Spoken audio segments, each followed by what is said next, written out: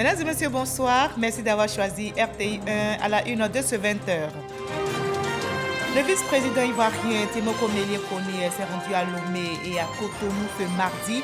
Hier, il était à Dakar pour faire ses adieux au président Macky Sall, dont le pays abrite le siège de la BCEAO.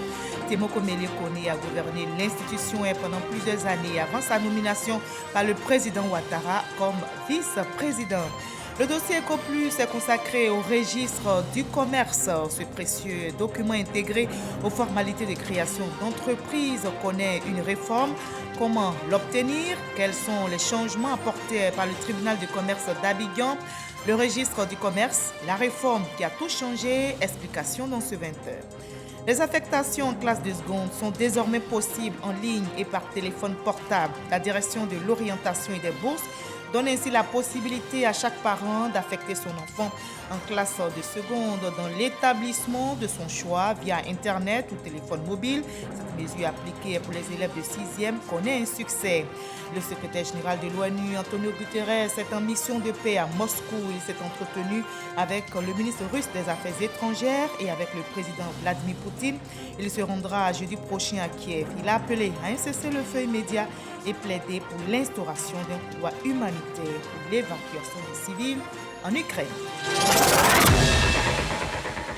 Soyez la bienvenue sur RTI 1. Après Dakar, hier lundi, le vice-président ivoirien Temoko Melie Kone s'est rendu à Lomé et à Cotonou aujourd'hui. Ce sont des visites dans le cadre d'une tournée dans les pays de l'UEMOA, dont la BCEAO est la banque centrale.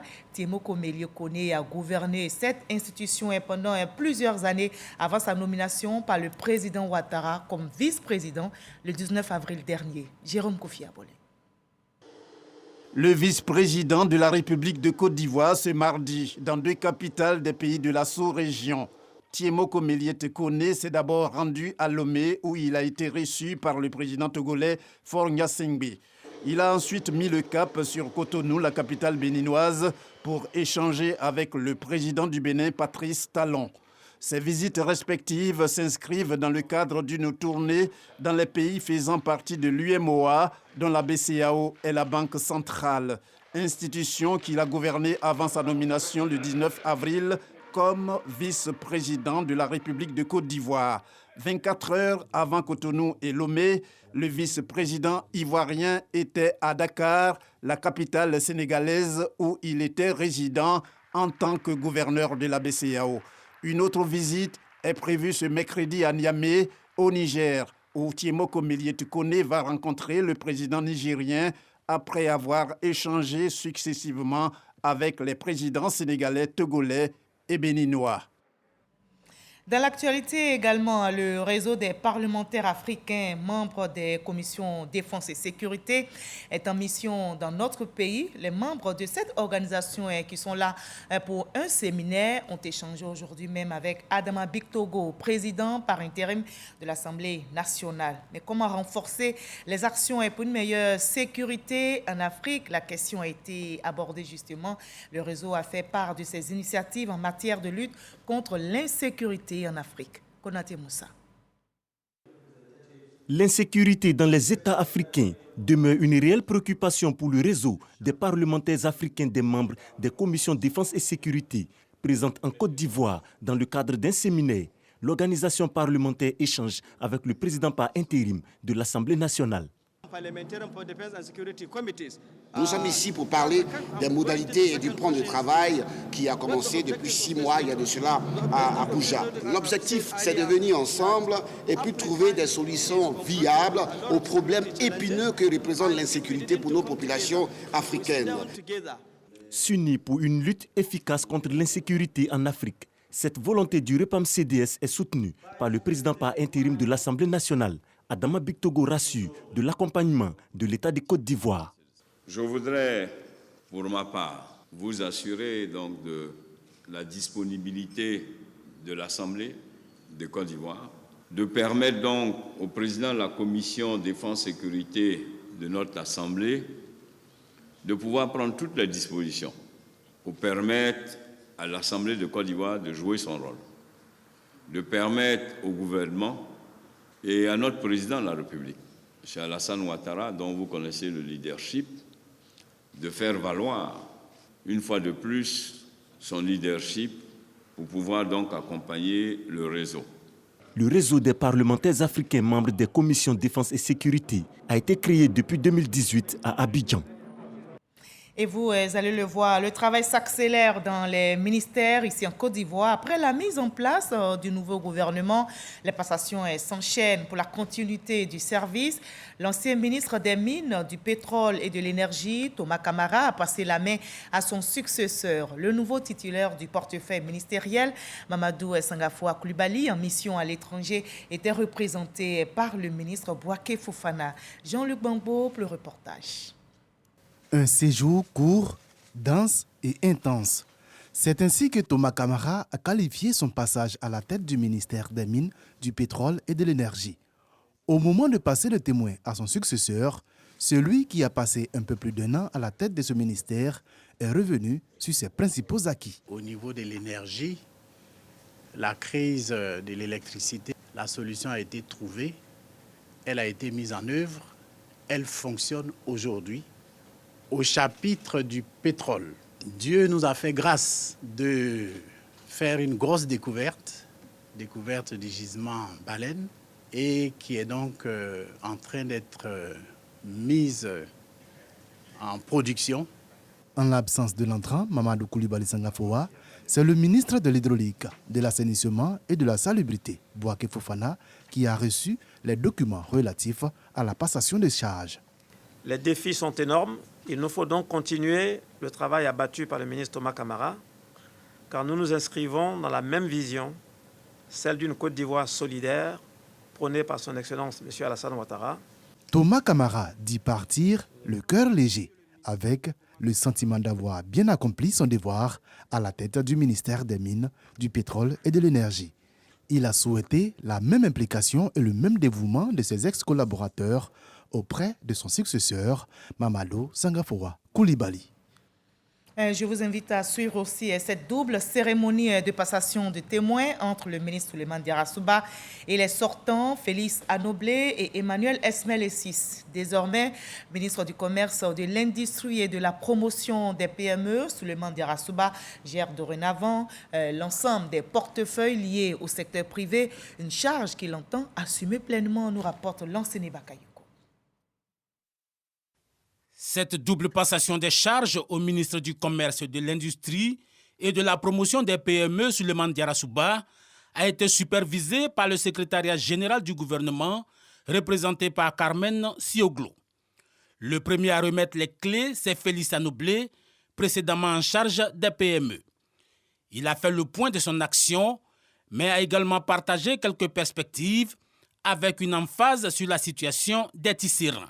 Je voudrais vous redonner vos artisans, mais cette fois-ci en faisant le plaidoyer spécifiquement sur le pain tissé, le développement donc, du secteur donc, des tisserands, parce que c'est un secteur pourvoyeur donc, de métiers. Après Félix Anoblé, rendez-vous chez Emmanuel Essis au ministère de la Promotion des investissements privés. Avant de passer le relais, Emmanuel Essis Esmel a exposé les acquis, mais également les dossiers brûlants. Il s'agit principalement du programme Amorçage, qui est un projet de création de 66 PME et 340 TPE. Il s'agit de l'organisation d'un roadshow sur les opportunités d'investissement suite à l'Expo Dubaï 2020 à Dubaï. Et enfin, il s'agit de nos problématiques budgétaires qui ne sont pas encore réglées avec le ministère donc, du budget. Souleymane Diarra mesure l'ampleur des défis, mais adossé à son triple profil de banquier, d'acteur du secteur privé et de ministre de la République, assure qu'il agira avec détermination pour l'atteinte des objectifs.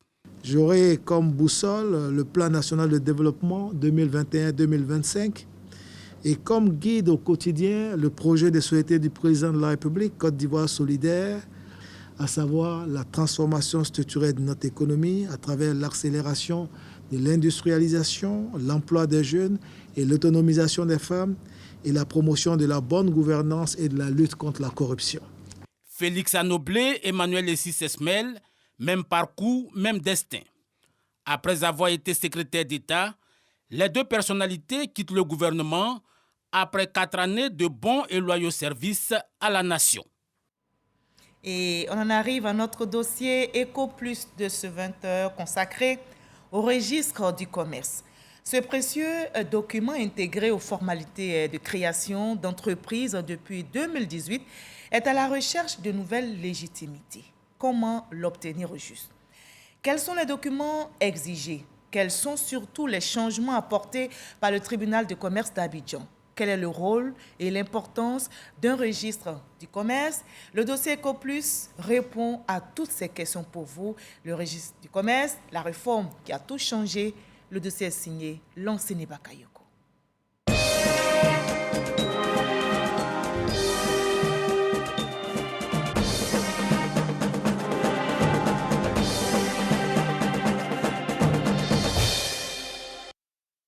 Cocody, Centre de promotion des investissements en Côte d'Ivoire, CEPICI. Au 3e niveau de l'immeuble, une dizaine de personnes patientent dans la salle de réception. Quelques feuilles à la main, beaucoup de jeunes, mais aussi des femmes. Charles attend son tour. Le problème actuel, c'est le registre du commerce. Bon, moi, ça me surprend qu'on a séparé le registre du commerce et le dépôt des autres dossiers. Sinon, auparavant, on déposait ça ensemble. Ce qui semble tracasser Charles, c'est en effet la procédure d'établissement du registre du commerce, pas tout à fait injustifiée, mais ça, c'était avant. Au pas de course, de bureau en bureau, Jean-Émile, lui, a pris juste une demi-heure pour établir son document. Je ne pense pas qu'il y ait de difficultés particulières. Il y a un certain nombre de pièces à fournir pour qu'on puisse vous établir le registre de commerce. Corruption, lenteur, le registre du commerce, un document au centre de toutes les controverses. Depuis 2018, la procédure a été réformée avec la création du guichet unique de l'investissement, organe dont le rôle est de simplifier les formalités de création d'entreprises. Désormais, l'établissement du registre du commerce ne peut se faire en dehors de la procédure de création d'entreprises. Ici, sont centralisés tous les services impliqués. La sécurité sociale, la poste, les impôts et surtout le greffe chargé d'établir le précieux registre du commerce. Lorsque nous venons au CEPICI pour faire une création d'entreprise, je pense que les choses se sont améliorées parce que tout se passe en ligne maintenant. Lorsque vous saisissez bien le dossier, vous mettez tout en ligne, vous suivez bien le processus, ça ne dure pas. Le registre du commerce pour les nouveaux créateurs d'entreprises, c'est l'affaire de ces greffiers déployés au sein du guichet unique. Ils dépendent du tribunal de commerce d'Abidjan. Les yeux rivés sur leur ordinateur, les greffiers vérifient tout, s'assurent de l'authenticité des documents avant de les transmettre au greffier en chef pour signature. Quand les dossiers arrivent, on clique sur un dossier, on verrouille le dossier, on fait les vérifications.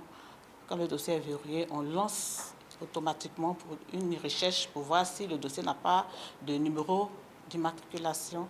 Quand c'est non, on cherche, ça génère automatiquement un numéro. Et quand le numéro est généré, on valide. Malgré ces efforts, il reste que de nombreux promoteurs continuent de se plaindre des retards et des difficultés d'obtention du registre du commerce. Au CEPICI, nous avons un bureau qui est le bureau de réclamation. Vous pouvez venir poser vos réclamations pour dire « je n'ai pas reçu le registre de commerce, j'ai tel problème ». Et automatiquement, nous allons vous renseigner. En ce qui concerne la création d'entreprises, le registre du commerce est enregistré directement au guichet unique d'investissement. Quant aux modifications des statuts et autres authentifications, elles sont adressées au siège du tribunal de commerce. C'est exactement ce que Massorona Bamba, commerçante, est venue faire cet après-midi. J'ai déposé que le jeudi, on m'avait demandé de passer le lundi récupérer, mais je n'avais pas assez de temps. Donc aujourd'hui, je suis venue, c'est là, c'est prêt. Déjà investi dans le digital et au plus près des attentes des entrepreneurs, le greffe du tribunal de commerce accueille chaque jour des dizaines d'usagers. Nous avons en charge de recevoir les modifications des registres de commerce. C'est-à-dire quoi? Au cours de la vie sociale de l'entreprise créée, il peut arriver des changements de dénomination, de nom commercial, de sigle. Alors, en ce moment, ils viennent au sein du tribunal de commerce et nous procédons à cette modification. Des usagers qui apprécient cette célérité et cette efficacité dans le traitement des dossiers. Bon, nous sommes venus pour les modifications des statuts, extension d'activité de notre entreprise. On ne maîtrisait pas encore bien le système. Mais c'est maintenant, la semaine passée, que tout a commencé à accélérer. Les agents sur place m'ont beaucoup aidé. Mamadou Cissé est le greffier en chef du tribunal de commerce d'Abidjan. Cheville ouvrière du registre du commerce, l'administrateur a saisi le formidable potentiel que représente la signature électronique pour améliorer ses services. La signature électronique permet l'économie des parapheurs. En plus, c'est un gage de sécurité du document parce qu'il y a une traçabilité. Il y a un code, il y a un numéro pour le signataire et il y a un code d'identification pour les administrations qui pourraient l'utiliser. Normalement, tout cela doit s'obtenir auprès de la RTCI. Les résultats sont impressionnants. Par jour, nous avons quelques 300 demandes au registre de commerce. Donc, si vous prenez ça sur le mois ou sur l'année, on se retrouve avec environ 37 000 demandes de formalité au registre de commerce. Elle, c'est la présidente du tribunal de commerce d'Abidjan. Les spéculations financières liées au coût du registre du commerce, elle les met au compte d'individus véreux. Les prix sont connus, ça varie entre 15 000 et 17 000. Et lorsque j'entends dire qu'en ville, qu'il y a des montants qui vont au-delà de ça, on me parle même parfois de 100 000, 200 000 francs. J'avoue que je tombe des nues parce qu'ici, tout est informatisé, tout est dématérialisé, tout est su. Le registre du commerce est également un indicateur déterminant pour évaluer le niveau des investissements nouveaux. Aujourd'hui, en la matière, la Côte d'Ivoire donne l'allure d'un marché grouillant.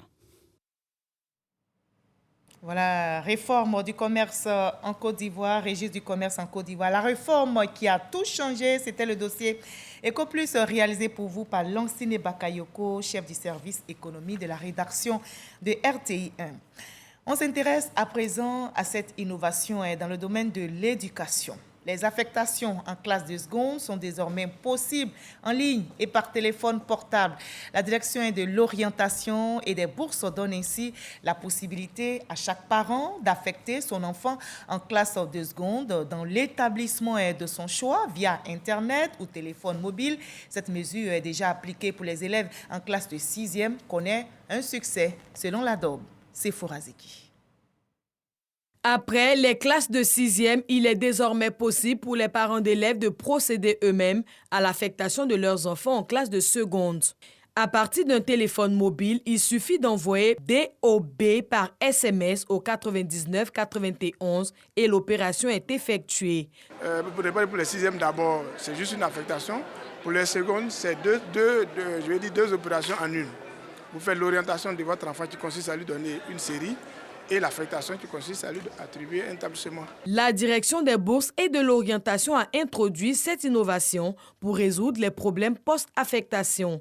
Elle invite les parents d'élèves à s'approprier cette plateforme qui simplifie l'orientation de leurs enfants. On est en train de mettre en place une vidéothèque pour que les parents puissent voir d'abord l'établissement avant de faire le choix. Le système est configuré pour faire affecter 500 élèves à la seconde. Si vous prenez une minute, ça fait 500 fois 60, ça fait 3000 élèves. 30 000 élèves qui sont affectés en une minute. Ou si vous prenez un établissement qui n'offre que 150 places, en 10 secondes, il n'y a plus de capacité d'accueil. Donc c'est pour ça qu'on demande aux parents de veiller. C'est pour ça que nous avons mis en place la séquentialisation, de sorte à réduire l'effectif. Au démarrage, on augmente au fur et à mesure jusqu'au 3e jour pour que tout le monde puisse être autorisé à s'affecter. Après les résultats de l'entrée en 6e, du BPC, on peut établir un calendrier fiable. Pour la phase expérimentale de l'orientation et de l'affectation en seconde, le projet va démarrer dans les draines Abidjan 1, c'est-à-dire Cocody, Plateau, Adjamé et Bégerville, ensuite à Aboisseau, Yamoussoukro, Soubré et Korogo. Les établissements d'excellence tels que le lycée Sainte-Marie, le lycée Alassane Ouattara de Grand-Bassam, entre autres, seront paramétrés avec les conditions spécifiques d'accès telles que le genre, l'âge, le total des points et la nationalité. Et autant de réformes qui font bouger les lignes dans notre pays. Allez, place à présent au point de la situation sanitaire en Côte d'Ivoire dominée par le coronavirus.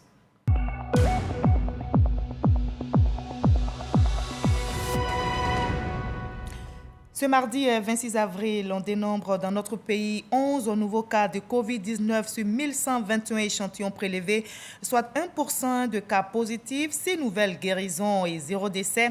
À la date du 26 avril 2022, la Côte d'Ivoire, notre pays, compte donc 81 909 cas confirmés, dont 81 079 personnes guéries, 799 décès et 22 cas actifs. Faisons-nous tous vacciner contre le coronavirus.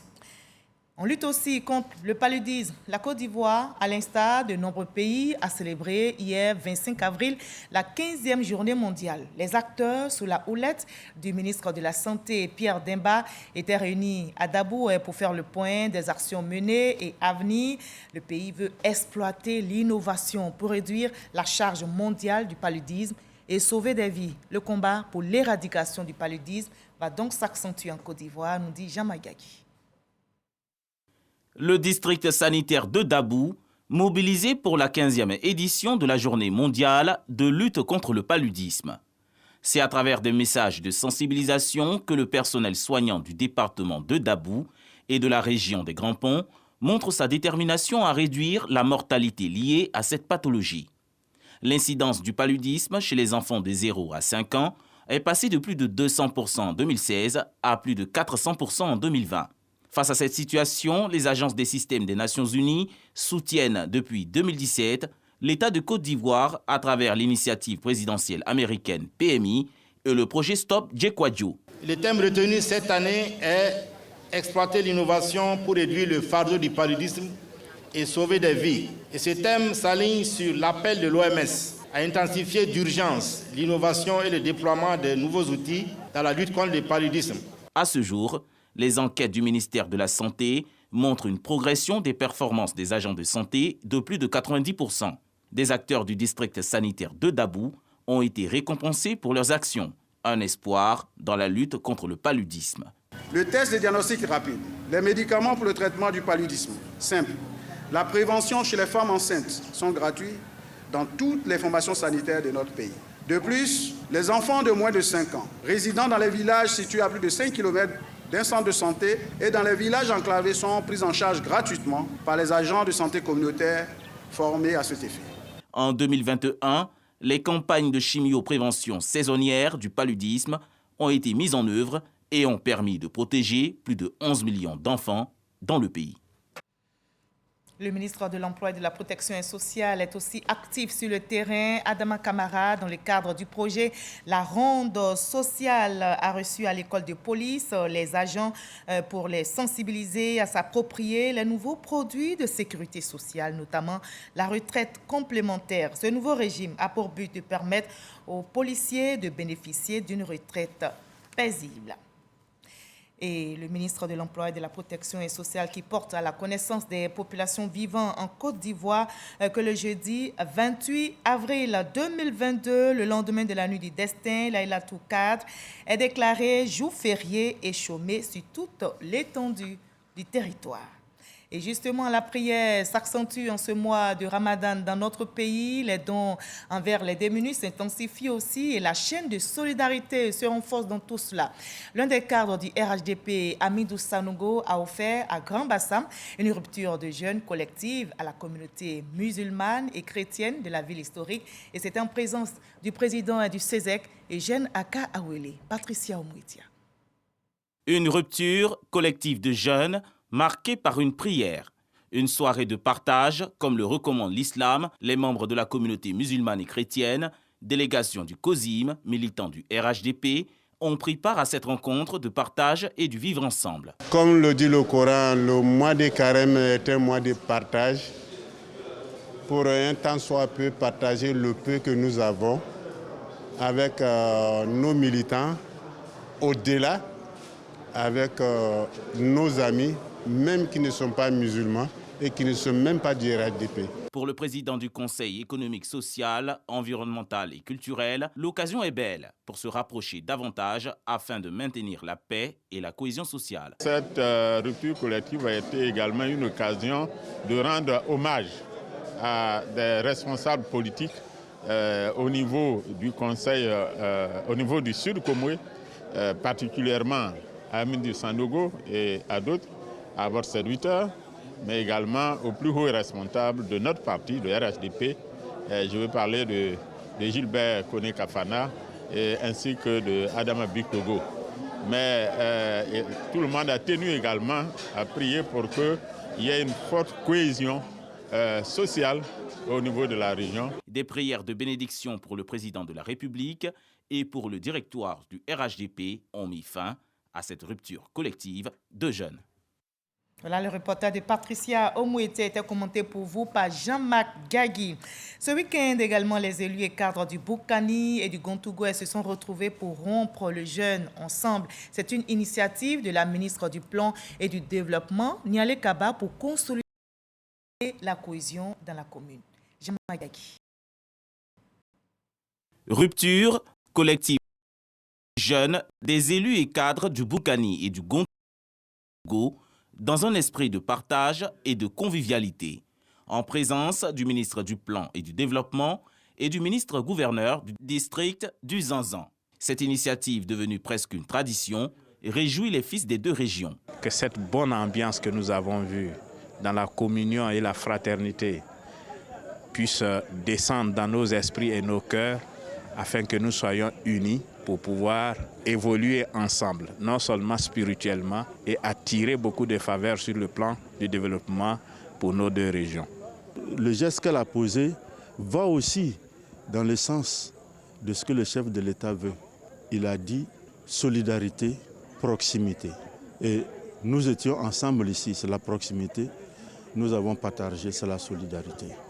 La ministre du Plan et du Développement, initiatrice de cette rupture collective, a fait remarquer l'importance de ce type de rencontre qui renforce la fraternité. Elle exhorte à l'unité et à la cohésion des fils du district du Zanzan. C'était une cérémonie conviviale, c'était l'esprit. Nous avons apprécié et je voudrais souhaiter que chaque année, à l'occasion donc de ce mois béni de Ramadan, on puisse davantage reprendre cette fraternité, se retrouver à nouveau et faire en sorte que ce soit une occasion de rapprocher davantage les élus et cadres de nos districts.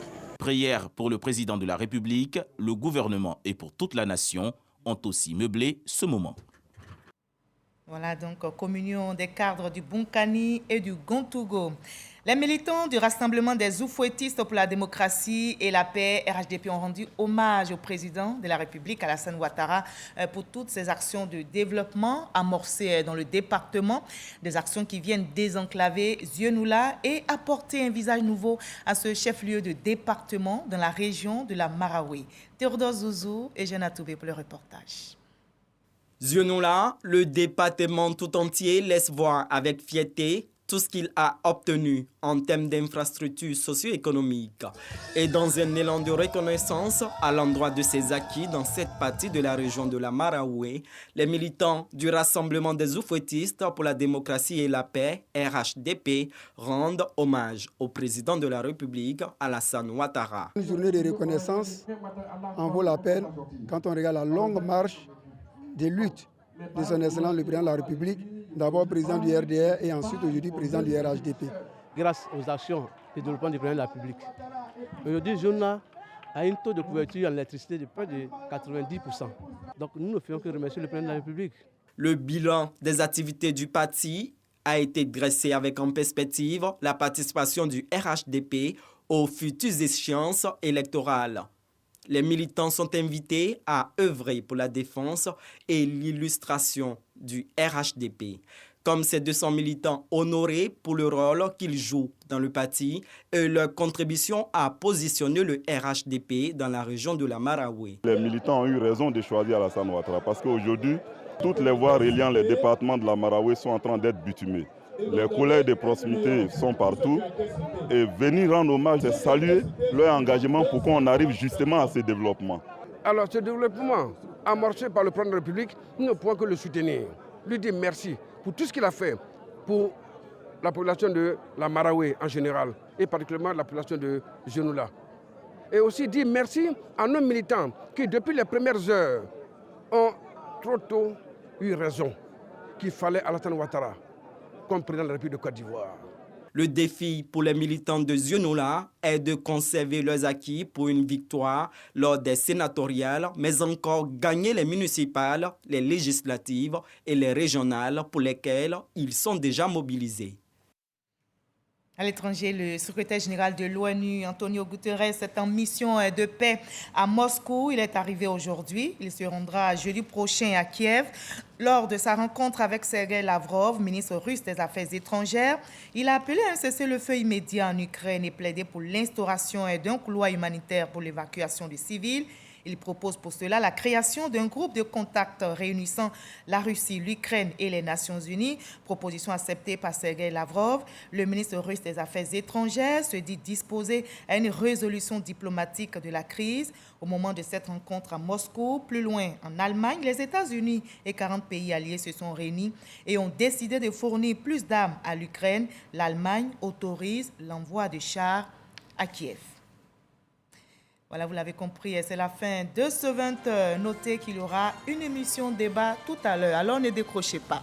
Notez que depuis le 15 décembre 2021, un décret régit l'activité des VTC en Côte d'Ivoire pour régulariser le secteur. Certaines dispositions de la réglementation font cependant grincer les dents. Quels sont donc ces points? Qu'en pensent au juste les détenteurs de taxis-compteurs?